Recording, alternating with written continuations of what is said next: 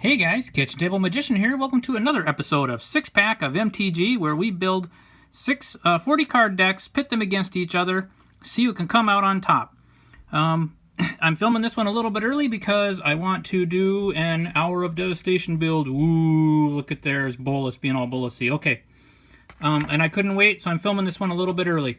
We played this week's Amonkhet deck out, which was black and white, with Glorybringer front and center, flanked by Gideon and a Seraph of the Suns, and we pitted him against Omnath, the Locus of Rage, and the Guardian of Tazim, and a bunch of Landfall Grove Rumblers, and just some really good, efficient...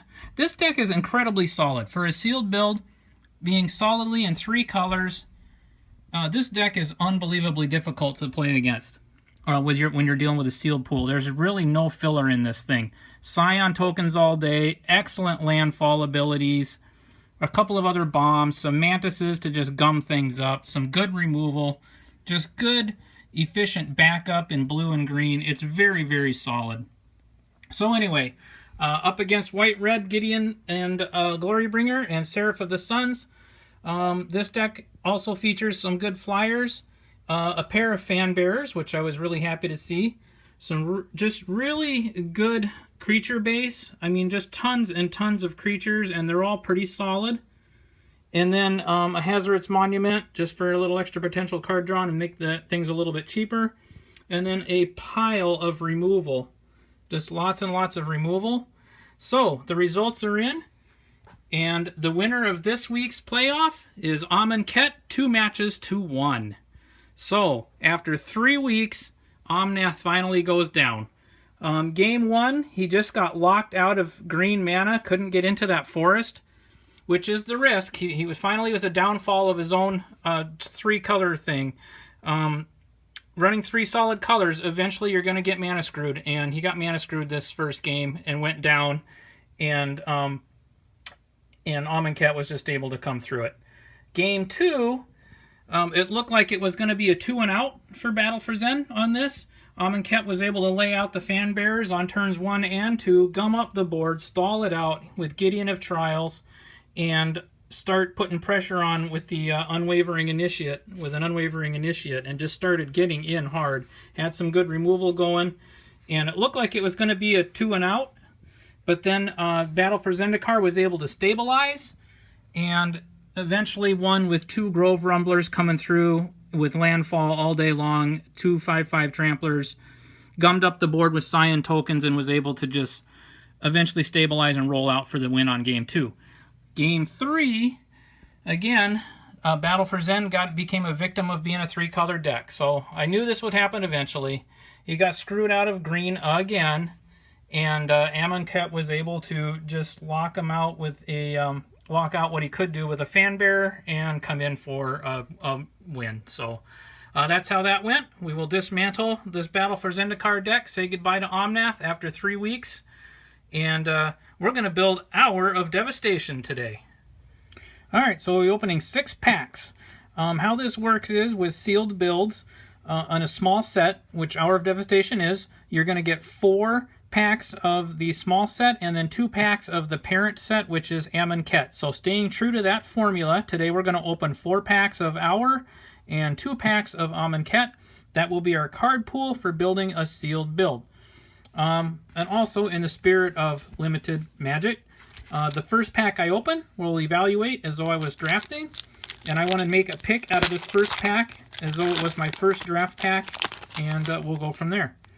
Alright, so we have a Frontline Devastator, 3/3, Afflict 2, and for a couple of mana it gets +1/+0.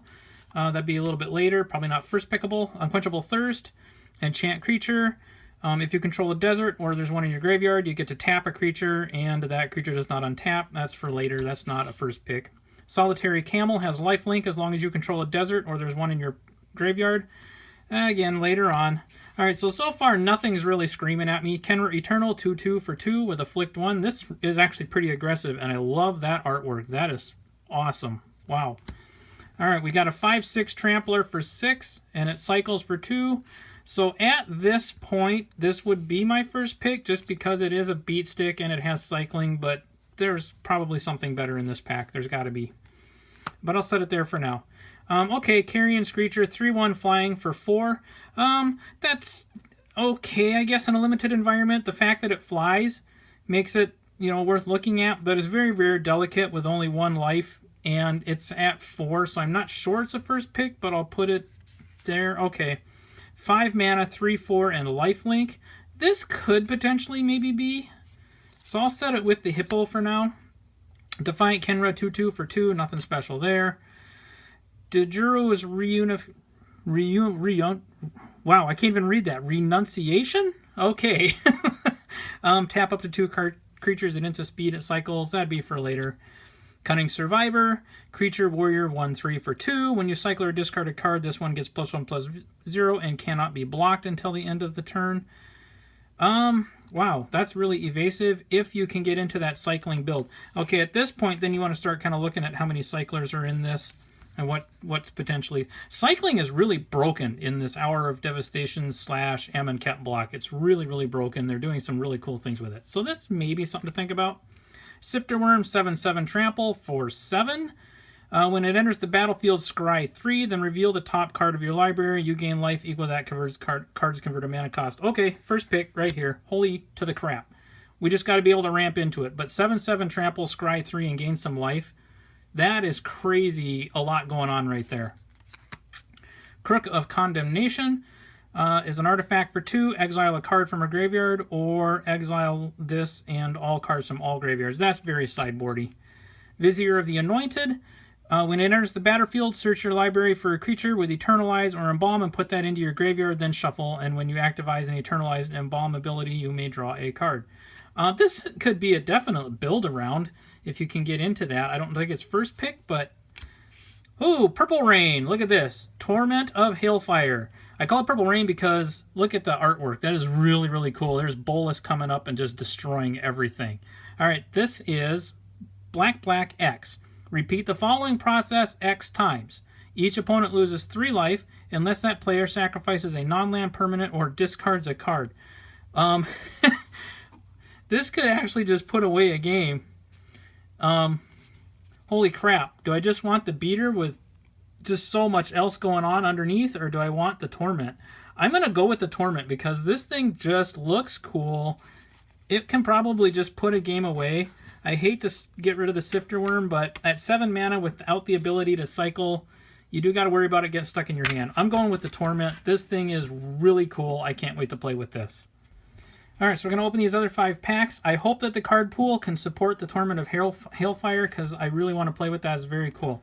These remaining 5 packs, we're just going to go through very quickly. Get to the good stuff at the back. Just kind of do a quick skim of the commons here. And then, yeah, get into this. Oh, I'm really excited about these. This is great. This cycle of cycling basically basic lands. I'm really psyched about these coupled with the dual lands.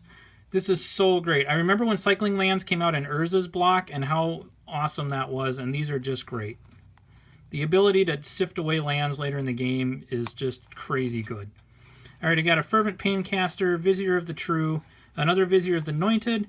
Angel of Condemnation is our rare, 3/3 Flying Vigilance for 4. And then it's got a wall of text, exiling creatures, exiling angel, and exiling... This actually looks really good. I'm not going to read all of it, but wow. I see a lot of creatures getting exiled. All right, pack 2. So I hope everybody's enjoying this new set. Like I said, I didn't get to a pre-release last weekend, so I was excited to get into some of this today. So that's why I'm filming this a little bit earlier than I normally would. Oh, these are so good. All right. Manalith. That's a reprint, right? I love that artwork. Okay. Imaginary Threats. As an instant, creatures don't target creatures. Target opponent controls attack this turn available during that player's next untap. He or she controls don't. Okay, so if they attack, they all have to attack and then they don't untap. Nice. So you exile all of their creatures. Or exert, I mean. Survivors, 3/3 for 3. Exert as it attacks. If you do... Oh, whenever you exert any creature, this deals 1 damage to each opponent. You gain a life. Huh, interesting. Abrade, 3 damage to a creature or destroy an artifact. This is actually okay. This is actually not too bad. Driven to Despair. Alright, so this is the rare. Until end of turn, creatures you control have trample, and whenever this creature deals combat damage to a player, draw a card. Interesting. Aftermath. Until the end of the turn, creatures you control gain menace. And whenever this creature deals combat damage to a player, that player discards a card. Okay, that's a weird card. I don't know if that's going to be that playable in a limited environment. Alright, pack 3. Just kind of get through. I see some foil in the back of this one. Oh, these cycle lands. I never get tired of looking at them. So good. And this artwork, too, is amazing. I love some of this new artwork. Wow. Alright, Sinuous Striker, Unraveling Mummy, and an Apocalypse Demon. Okay, flying is for 6. Its power and toughness are each equal to the number of cards in your graveyard. At the beginning of your upkeep, tap this unless you sacrifice another creature. Ooh, I don't know about that one. Interesting. We'll have to see. We'll have to wait and see. And a foily Steadfast Sentinel. Okay. And now we get into the 2 Amonkhet packs. I was trying to pay a little bit attention to the black and see how strong it was, but I wasn't really. It's hard when you're going through this quickly, but I'll be sorting this out and we'll make a deck out of it. So I've got By Force, Limits of Solidarity, Merciless Javalineer. This guy's really good in this kind of an environment. I love this guy. And a Regal Caracal. All right, so that's my 5th one of those. Probably won't be playing with that today. I don't know. We'll see. Actually, that's a bomb. You know, Regal Caracal, even if you don't play with any other cats, you actually get a lot of value out of that thing. So that's actually a bomb. All right. Last pack. Another Fan Bear. Those are so good. And roll into the back here. The Sniper's really good if you get a bunch of cycling. The Synchronized Strike is really good. Crocodile the Crossing's fair. A Channeler Initiate. I don't have one of these. When it enters the battlefield, put 3 plus -1/-1 counters on a creature you control. Remove a -1 counter from this, add a mana. Okay, so this is a mana fixer. Alright, so that's our card pool in a nutshell. Let's go sort this out and see what we got. Alright, so I've had time to sort this card mix. I usually sort by color, and then I just kind of assess things. So I'm going to go through these by color, starting with what I think is the weakest color and move into what I think are the strongest colors. So for this mix, I think that blue is the weakest color. It has no bombs. It has just this one flyer. And then it's got a few creatures on the ground, but nothing really that screams at me that I need to play this. So if some things that play off cycling, it does have a cancel.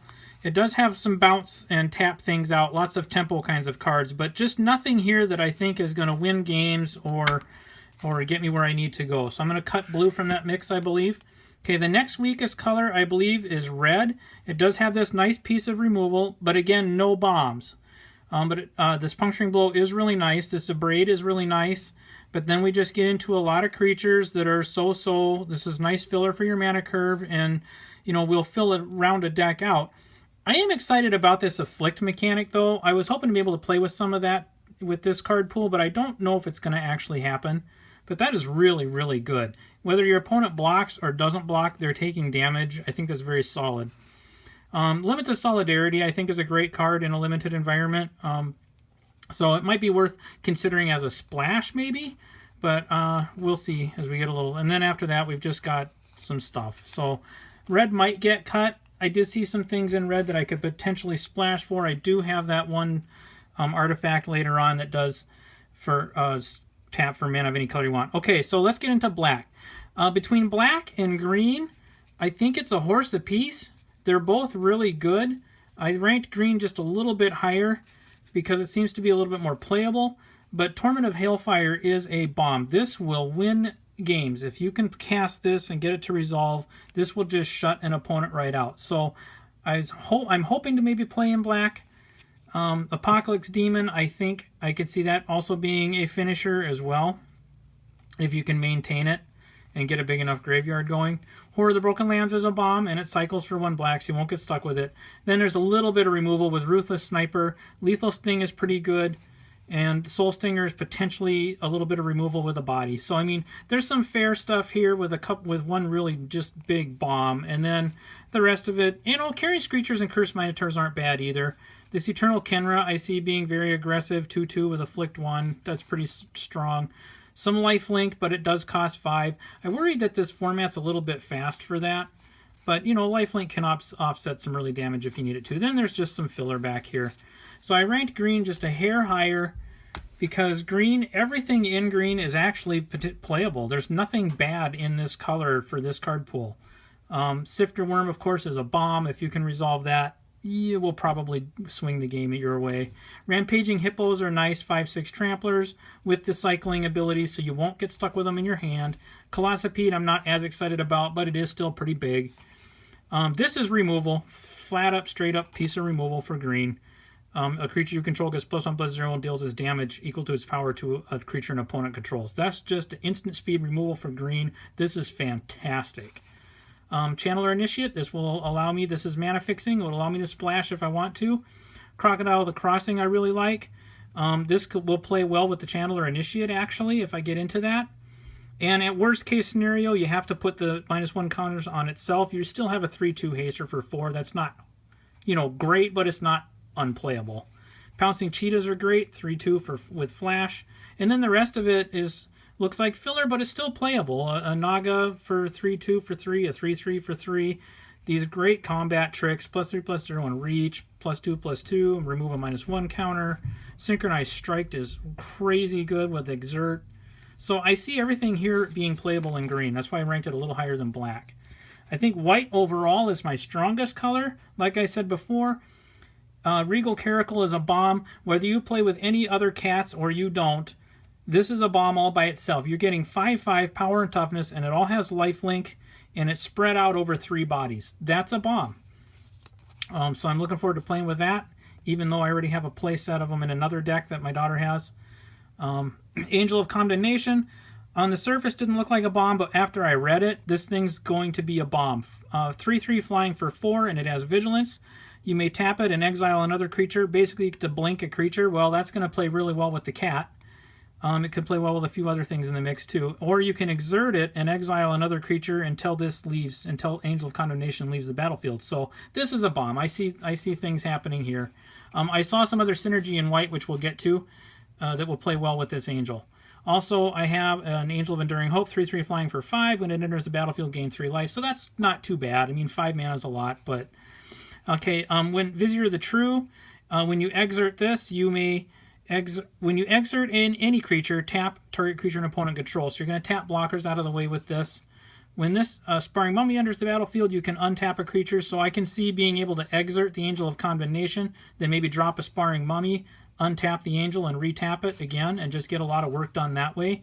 Unwavering Initiate, very, very good. This has been a very, very good card in these sealed builds. 3/2 and Vigilance with Embalm. So Steadfast Sentinel is 4 mana, so it's a little more. 2/3 Vigilance, but it has Eternalize, so I think this will be solid in this format as well. And then the rest of this is a little bit of filler. Fan Bearers, very, very, very good. I see some synergy here, being able to tap up to 2 target creatures. This will be some good tempo if I get into that.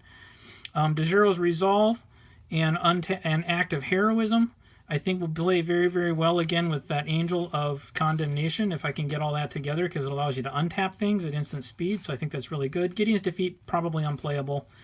This guy I'm really excited about, so I'm hoping maybe to get into black-red, but after that, I'm not really doing the zombie thing. Resolute Survivors, I'm not sure that's going to work out. Potentially, maybe. The Manalith, I'll probably be playing with because I have a feeling I'm going to splash for something. The rest of this is unplayable, and then a few deserts that cycle, so I'm excited about those. So that's the card pool at a glance. I'm going to go see what I can build, see if we can take on that Amonkhet build from last week. Okay, so here it is. Took me a little longer than normally it takes. This card mix was really, really versatile. The only color that really was not playable was blue, and red just had just enough good backup that it would have been playable in multiple different configurations, just as a few splashy kinds of things. And so it is splashed in this build as well. I went around and around with several different color schemes and finally settled on this. I think there might be a slightly stronger build, but not necessarily for the deck that I'll be playing this against. So I'll get into that in a minute. All right, so what we've got is black, white with a splash of red. And I know that my opponent is going to have a kind of a fast deck, so I wanted to try and keep up. So I've got Fanbearer, Ruthless Sniper, and Djeru's Resolve in the first slots. This is a nice tempo piece. Hopefully it will... Oh no, this is the one that untaps. This is one I want to use with the Angel. It also cycles. Ruthless Sniper is potentially some removal, and Fanbearer is just some lockdown control. I splashed in the Abrade. It's just good enough. It gets rid of an artifact, but more importantly, at instant speed, it's a 3 damage removal spell. So it's just good enough to splash, and it's cheap. Okay, 2 Djeru's Renunciations. These are tempo pieces. I know that I'm going to be up against a fairly aggressive deck. I'm hoping to maybe tempo them out by tapping. Each of those Renunciations can tap 2 creatures at instant speed, and they also cycle. Mummy's Paramount's just a body on the table. Khenra Eternal is a couple more bodies on the table, but they are both 2-drops. They'll get out fast and hopefully just gum things up a little early and be fairly aggressive. Then we get into the Manalith, which will allow me to splash.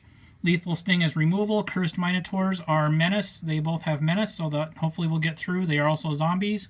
Unraveling Mummy is a nice 3-drop that gives my other zombies some neat abilities, so I think that's worth playing. Unwavering Initiate has proven its mettle in other builds. I know that my opponent is playing 2 of these, and they are just very, very solid cards, so worth the inclusion. Moving up the ladder to 4-drops, I've got the Soulstinger, which is a nice body and potential some removal. Carrion Screecher, 3/1 flyer. Sparring Mummy, which when it comes into play lets me untap a creature, and so that'll play well with that Angel that's a little further up here. 2 Steadfast Sentinels. These also have Vigilance. They're at 2/3, and then they have the Eternalize mechanic, so I'm hoping that they'll be as good as the Unwavering Initiates are. And then, of course, the 2 4-drop bombs I have. The main reason I splashed for red is Merciless Javalineer. In this format, this is an incredibly good card. At what it does. It's got good stats, and it does a lot of good things for you. It gets blockers out of the way, and gets creatures off the table, so it's incredibly solid. Angel of Condemnation, I'm hoping to be able to break that a little bit with the Djeru's Resolve and the Sparring Mummy, and be able to just get things out of the way. So for 4-drops, those are incredibly good. And then moving up to the top of my scale, I've got a Horror of the Broken Lands, which is a 4/4 that cycles out for 1, so it won't get stuck in my early hand. And then I've got this Cat, which I'm hoping to be able to tap and blink a few times. And then I have the Torment of Hailfire at the very top, which I'm hoping it can just be a game closer for me. All right, so some things that did not make it in. Scrounger of Souls I thought about, but at 5 mana, I thought they were too slow. They don't cycle, so I let them go. I did not feel comfortable trying to support this demon. Although he's got the potential to be really big and he flies, I just was worried about my ability to support the sacrifice thing that he requires. I really didn't want to cut this, but at the end of the day, I didn't want to splash in 3 red cards, and I wanted to keep the removal and the Javalineer instead, although this is really good. At 5 mana, again, I thought this might be too slow for the deck that I'll be playing against, so I let it go, even though it's a fairly swingy card. All right, now we got to talk about green. Okay, this is where I think the more solid build is, honestly, overall. I think this would have had a better chance against that Battle for Zendikar deck that we just dismantled, but against the opponent that I'm going to be playing, which is the red-white Amonkhet aggro, I think that overall green was just going to be too slow to keep up and was probably just going to go 2-0 again like that Battle for Zen deck did. My original build for this card pool was white-green with a splash of red, just for the Abrade and the Limits of Solidarity, not the Javalineer. But the mana curve I felt was going to be a little too high to keep up with the aggressive red-white deck that I'll be playing against. I'm finding this sealed Amonkhet format to be very fast, very aggressive. So this is what I built. We'll play these 2 decks off, and next week we'll see who won. And I think next week we'll do another Hour of Devastation build because, hey, brand new set. Got to crack them cards. All right, until next time.